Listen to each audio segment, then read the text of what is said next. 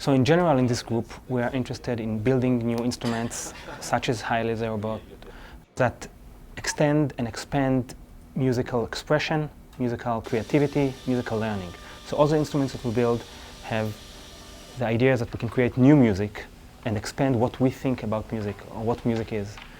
And Haile is definitely one of the latest and I think most interesting projects in this regard.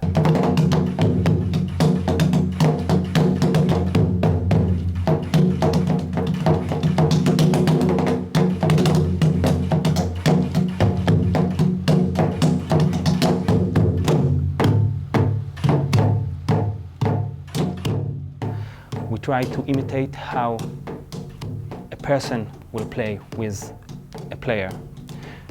In interactive musical system, usually a player interacts with a computer, with computer programs, and then listen to the music from speakers. It doesn't have the visual cues, it doesn't have the physical limitation, it doesn't have the expression and the creativity that can happen when you play with something that actually moves in space and create rich sound.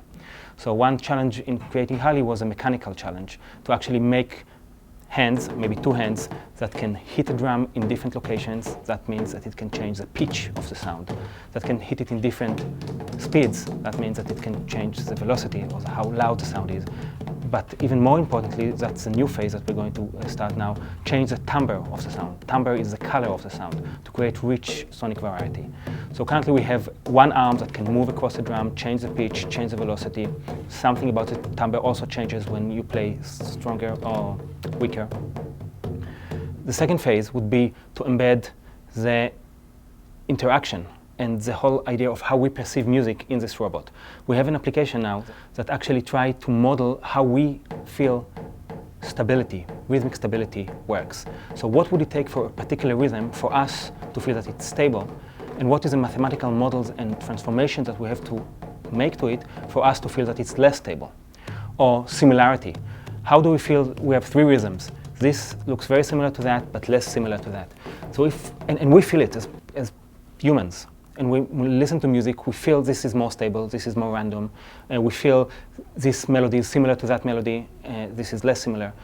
If the robot can feel that and it can incorporate this kind of perceptual aspects in its playing, it, for example, can listen to what you play and figure, that was a very stable beat, and I want to play something that is similar. So it knows what stability is, what similarity is, and it plays something different, improvises, maybe inspired to play something else, but that is just similar to what you did. Or if the piece progresses, you can say, okay, that was very unstable. I want to stabilize the piece a little bit. So it will change the stability coefficient to make it more stable, but I want to do something else. I don't like the fact that it's very dense in the end. So it will change the similarity.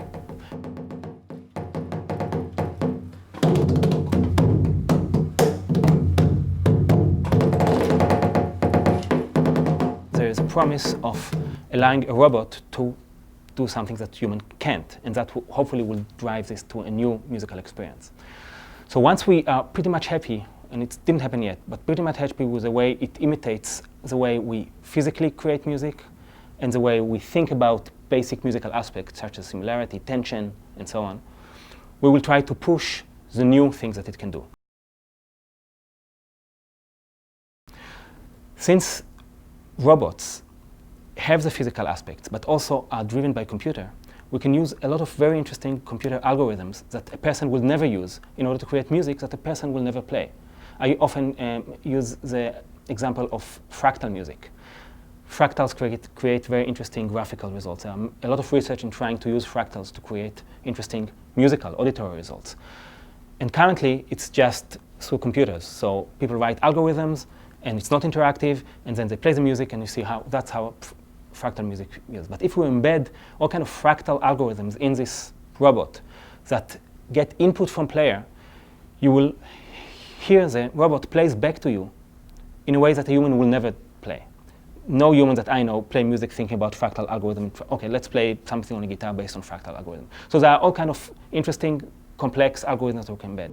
It's really an interesting idea to see what kind of music we're going to come up with. I mean, I've been playing with people my whole life, and you get used to people's limitations. Of course, there's obvious advantages with people. They have, there's nuances, and they're emotional, and they can express things. And then on the other side, if you just had a computer writing music, chances are it'd be kind of stale. And this sort of human collaborating with the robot experience gives you a chance to combine both of those worlds. The idea is to create a situation that would inspire the players to come up with a new musical idea. The robot takes some of the emotional inspiration from the human, and the human takes some of the complex ideas that are generated through some algorithm and builds off of those to come up with a new idea. So I think it's going to produce something new and hopefully interesting. It also hopefully can create things in ranges that people cannot play. Our instrumentation is limited. With computers we can create lower sounds, higher sounds, almost sounds that we cannot hear. There are not so many instruments that can play a basic sound, a fundamental sound in a frequency of 16 kilohertz. From here we can play this kind of sounds. We can play very fast, we can play faster, we can have all kind of quick changes between playing in different manners that humans usually will not play.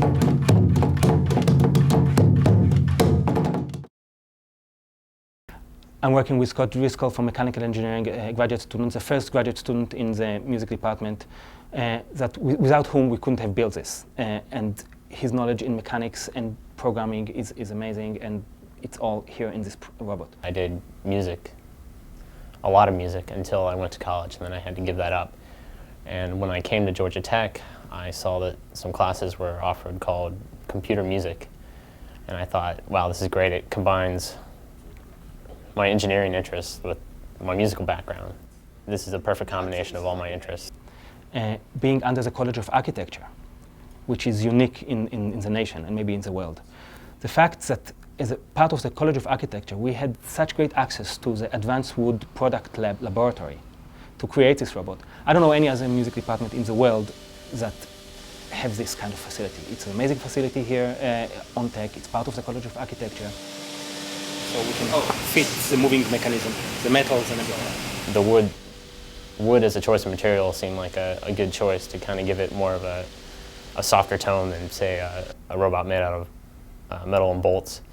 And the human form, I think when you see something that resembles a human, it has arms and a head, and it moves kind of like a human. You expect it to act like a human. It could lend to more inspirational ideas in the end.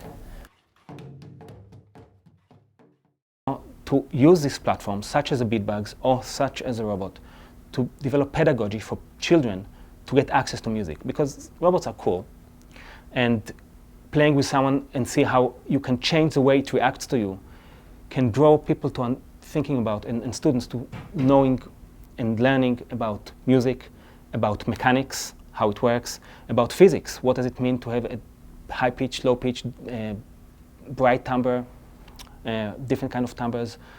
It can, hopefully the applications that we're currently working on will help them learn about math. Music is a lot about mathematics, and if we let them create and program all kind of rhythmic patterns and overlay them with other patterns, they can learn about groups, they can learn about the common denominator,